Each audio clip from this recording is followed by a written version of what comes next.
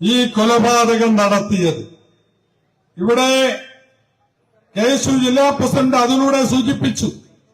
ഈ മാസം നമ്മളെ സംബന്ധിച്ചിടത്തോളം, യൂത്ത് കോൺഗ്രസുകാരെ സംബന്ധിച്ചിടത്തോളം, KSUക്കാരെ സംബന്ധിച്ചിടത്തോളം പേടിപ്പെടുത്തുന്ന ഒരു മാസമാണ്. കാരണം ശരത് ലാലും കൃപേഷും സുഹൈബും ഇവര് 3 പേരും നമ്മളെ വിട്ടുപിരിഞ്ഞ മാസമാണ്.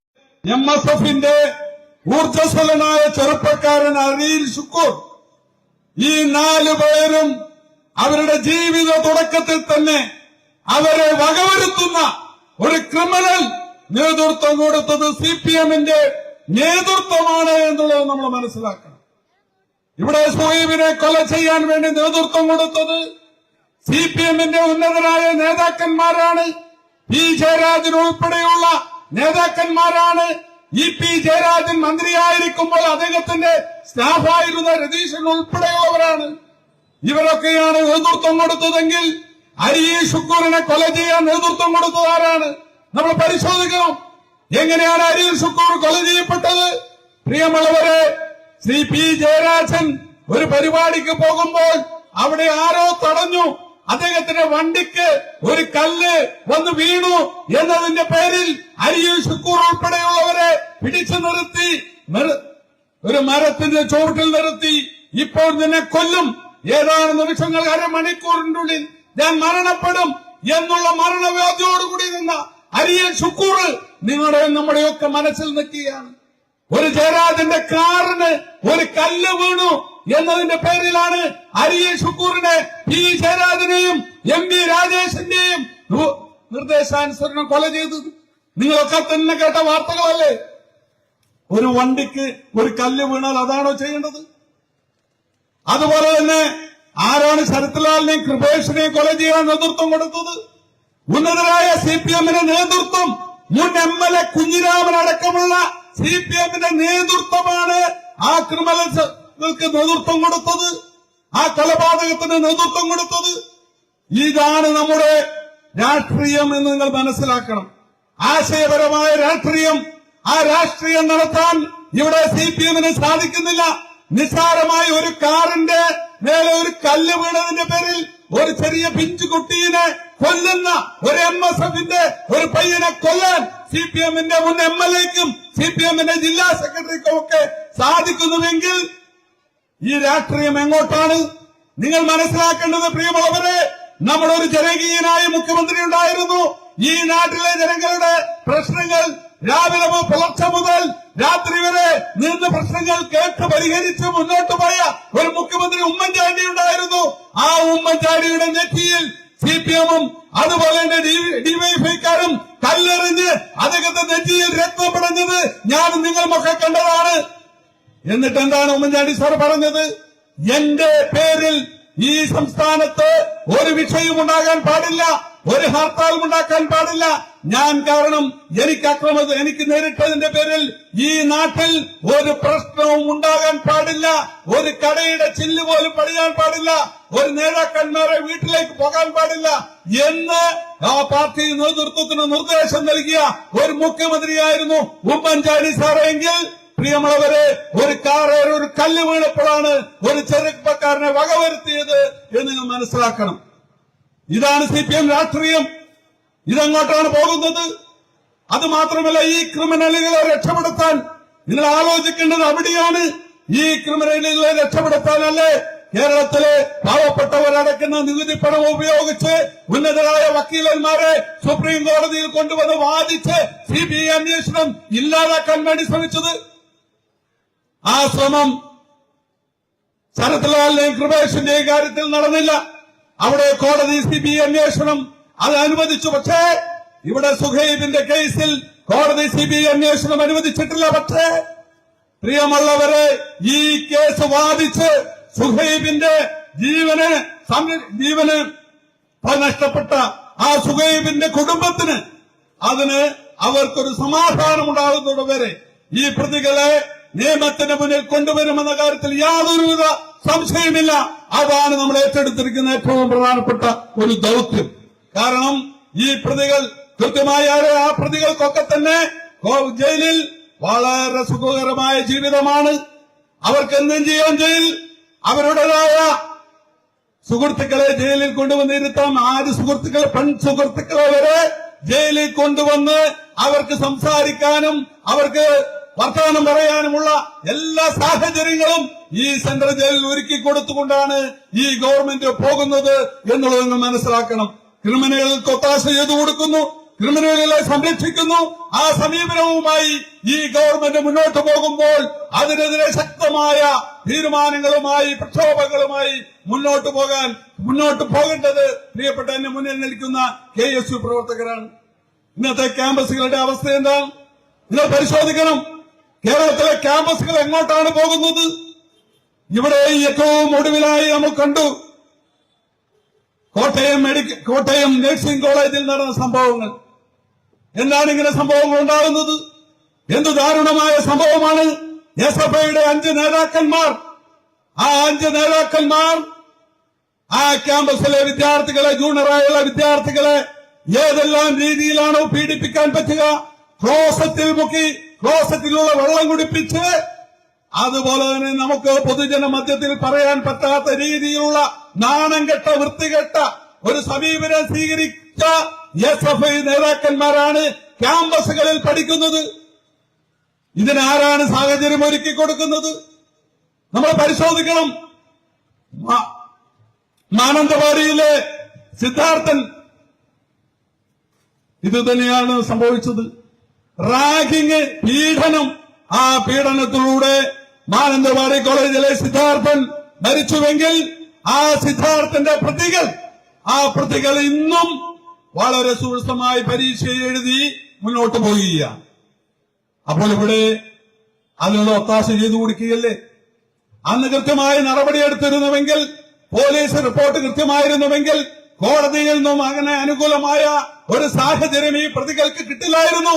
ആ പ്രതികളെ സംരക്ഷിക്കുന്ന സമീപനം ഈ ഗവൺമെന്റ് സ്വീകരിക്കുന്നു. ഇത് തന്നെയാണ് വാളയാറിൽ നടന്നത്. വാളയാറിൽ 2 പെൺകുട്ടി അവിടെ മരണപ്പെട്ടു. ആ മരിക്കാനുണ്ടായ സാഹചര്യം, അതിനിടയാക്കിയ ആ പ്രതികളെ സംരക്ഷിക്കുന്ന ഒരു സമീപനം ഗവൺമെന്റ് സ്വീകരിച്ചു. ആ വാളയാറിലെ പെൺകുട്ടിയുടെ അമ്മ തെരുവോരങ്ങളിൽ തല മുട്ടയടിച്ചുകൊണ്ട് എന്റെ മക്കൾ മരിക്കാനിടയായ അതിന് കാരണക്കാരവരെ അറസ്റ്റ് ചെയ്യണമെന്ന് പറഞ്ഞുകൊണ്ട് തെരുവോരങ്ങളിൽ മുട്ടയടിച്ച് തല മുണ്ടനം ചെയ്തുകൊണ്ട് നടക്കേണ്ട ഒരു സാഹചര്യം ദൈവത്തിന്റെ സ്വന്തം നാട് എന്ന് പറയുന്ന ഈ കേരള സംസ്ഥാനത്ത് വന്നുവെങ്കിൽ പ്രിയമുള്ളവരെ, എങ്ങോട്ടാണ് ഈ ഗവൺമെന്റ് കടന്നു പോകുന്നത്? ഇതാണ് കേരളത്തിലെ രാഷ്ട്രീയ സാഹചര്യം.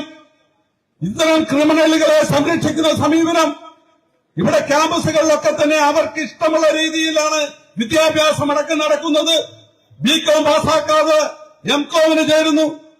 അതുപോലെ തന്നെ ഒരു പ്രാക്ടീസും ഇല്ലാതെ ഇവിടെ ക്യാമ്പസുകളിൽ പഠിക്കാൻ വേണ്ടി മഹാരാജാസ് കോളേജിൽ ഇല്ലാത്തതിന് പേരിൽ സർട്ടിഫിക്കറ്റ് മേടിച്ചുകൊണ്ട് SFIയുടെ സംസ്ഥാന നേതാവായ വനിതാ നേതാവ് വിവിധ ക്യാമ്പസുകളിൽ പഠിപ്പിച്ചുകൊണ്ട് പോകുന്നു. യൂണിവേഴ്സിറ്റി യൂണിയൻ ഇലക്ഷനിൽ കൌൺസിലറാകാത്തവർ കേരള യൂണിവേഴ്സിറ്റിന്റെ ലിസ്റ്റ് എടുത്തു നോക്കുമ്പോൾ കാട്ടാക്കട കോളേജിലെ കൌൺസിലർ അവിടെ മത്സരിച്ചിട്ടില്ല. SFIയുടെ ഏരിയ സെക്രട്ടറി അവിടെ ജയിച്ചത് ഒരു പെൺകുട്ടിയാണ്. ആ പെൺകുട്ടിയുടെ പേര് മാറ്റി അവിടെ SFIയുടെ ഏരിയ സെക്രട്ടറിയുടെ പേരെഴുതി. പ്രിയമുള്ള വിദ്യാർത്ഥി സുഹൃത്തുക്കളെ, നിങ്ങളുടെ ക്യാമ്പസുകളിൽ കൌൺസിലറായി ജയിച്ച ആളുടെ പേരല്ലേ യൂണിവേഴ്സിറ്റി യൂണിയനിൽ ഉണ്ടാവുക? ആ ജയിച്ച ഒരു കൌൺസിലർക്കല്ലേ യൂണിവേഴ്സിറ്റി യൂണിയൻ ചെയർമാനായിട്ട് മത്സരിക്കാൻ പറ്റുകയുള്ളൂ. പക്ഷേ കേരള യൂണിവേഴ്സിറ്റിയിൽ SFIയുടെ ഏരിയ സെക്രട്ടറിക്ക് മത്സരിക്കാതെ കൌൺസിലറുമാകാം, യൂണിവേഴ്സിറ്റിയിൽ മത്സരിക്കുകയും ചെയ്യാം. ഇത് എവിടുത്തെ ന്യായമാ? ഇതല്ലേ ഈ ക്യാമ്പസുകളിൽ നടക്കുന്നത്? ഇതിനെല്ലാം കാരണം എന്താണ് എന്ന് ചോദിച്ചാൽ ഒറ്റ ഒരു കാരണമേ ഉള്ളൂ. ക്യാമ്പസുകളിൽ SFI മദ്യവും മയക്കുമരുന്നിനും അടിമകളാണ്. നിങ്ങൾ ക്യാമ്പസുകൾ എടുത്ത് പരിശോധിച്ചു നോക്കൂ. കേരളത്തിലെ മിക്ക ക്യാമ്പസുകളിൽ പിടിക്കപ്പെടുന്ന വിദ്യാർത്ഥികൾ അവരൊക്കെ തന്നെ SFIയുടെ നേതൃത്വത്തിലുള്ളവരാണ്. ആർക്കെങ്കിലും ഒരു സംശയവുമുണ്ടോ?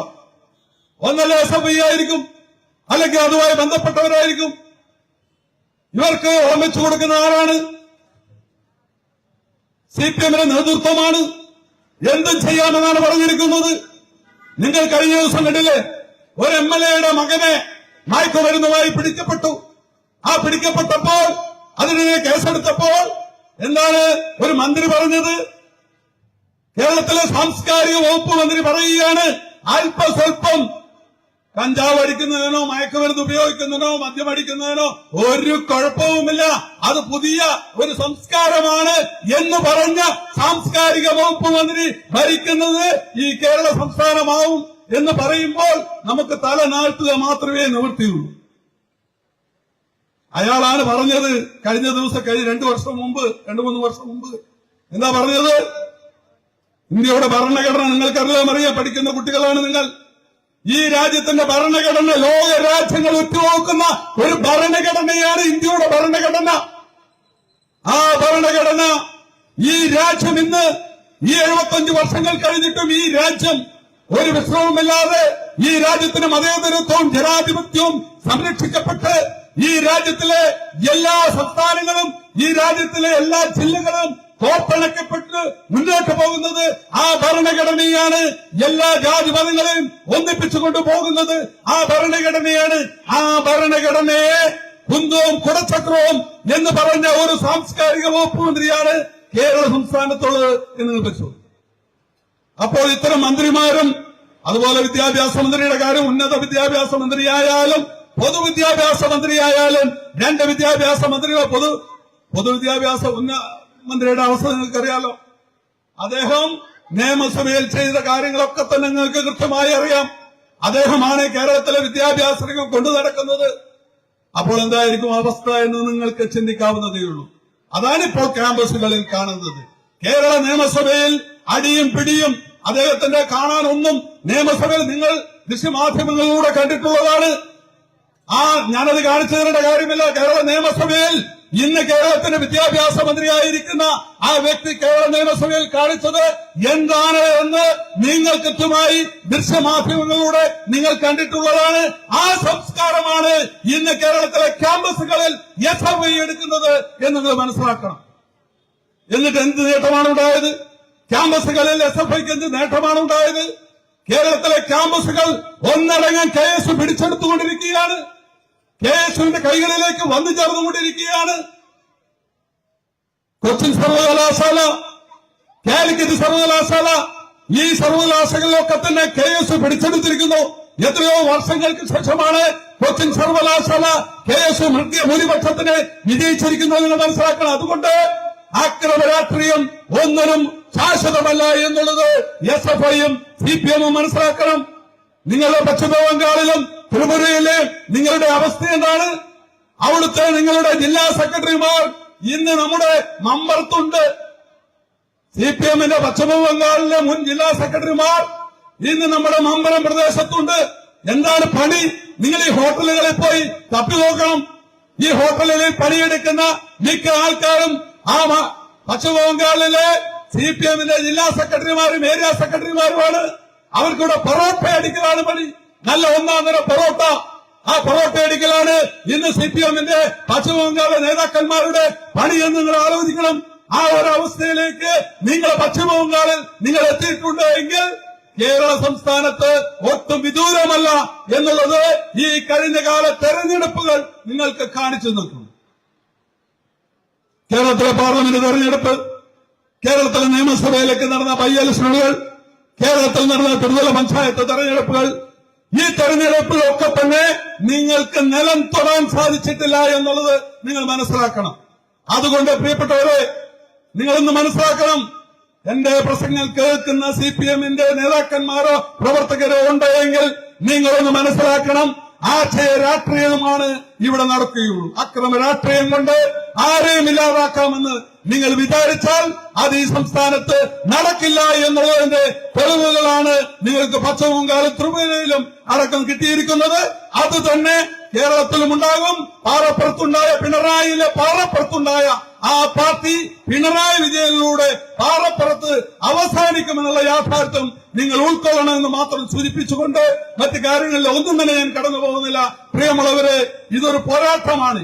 ഈ പോരാട്ടത്തിൽ ഐക്യ ജനാധിപത്യ മുന്നണിയും ഇന്ത്യൻ നാഷണൽ കോൺഗ്രസും ഏറ്റെടുത്തിരിക്കുകയാണ്. നിങ്ങളുടെ ദുർഭരണം, 2 കേന്ദ്രവും കേരളവും, ഈ 2 ഗവൺമെന്റുകളും ഈ സംസ്ഥാനത്തിന് ബാധ്യതയായി മാറിയിരിക്കുകയാണ്. അവർക്കെതിരെയുള്ള ശക്തമായ പോരാട്ടം ആ പോരാട്ടം വിദ്യാർത്ഥി, നിങ്ങൾക്കറിയാം ക്യാമ്പസുകളുടെ അവസ്ഥ ഞാൻ സൂചിപ്പിക്കേണ്ടതേയില്ല. ക്യാമ്പസുകളൊക്കെ തന്നെ വളരെ മോശമായ ഒരു രാഷ്ട്രീയ സാഹചര്യത്തിലേക്ക് കടന്നുപോകുകയാണ്. അതുകൊണ്ട് പ്രിയപ്പെട്ട വിദ്യാർത്ഥികൾ, നിങ്ങൾ ഈ കാര്യത്തിൽ ഏറ്റവും കൂടുതൽ ഉത്തരവാദിത്വത്തോടെ കടമ നിർവഹിക്കേണ്ടവർ നിങ്ങളാണ്. അതുകൊണ്ട് ഈ വിദ്യാർത്ഥി രാഷ്ട്രീയ കാലഘട്ടത്തിൽ തന്നെ ഇത്തരം കാര്യങ്ങൾ ശ്രദ്ധ പതിപ്പിച്ചുകൊണ്ട് ക്യാമ്പസിലൂടെ അതുപോലെ തന്നെ മറ്റുള്ള രീതിയിൽ നിങ്ങൾ ഈ ഗവൺമെന്റിനെതിരെയുള്ള ശക്തമായ ആ പോരാട്ടം ഏറ്റെടുത്തുകൊണ്ട് മുന്നോട്ട് പോകണം എന്ന് മാത്രം അഭ്യർത്ഥിച്ചുകൊണ്ട് ഈ അനുസ്മരണ ചടങ്ങ് ഇവിടെ ഔപചാരികമായി ഉദ്ഘാടനം ചെയ്ത് പ്രഖ്യാപിച്ചുകൊണ്ട് ഞാൻ എന്റെ വാക്കുകൾ ഉപസംഹരിക്കുന്നു. ജയ് ഹിന്ദ്.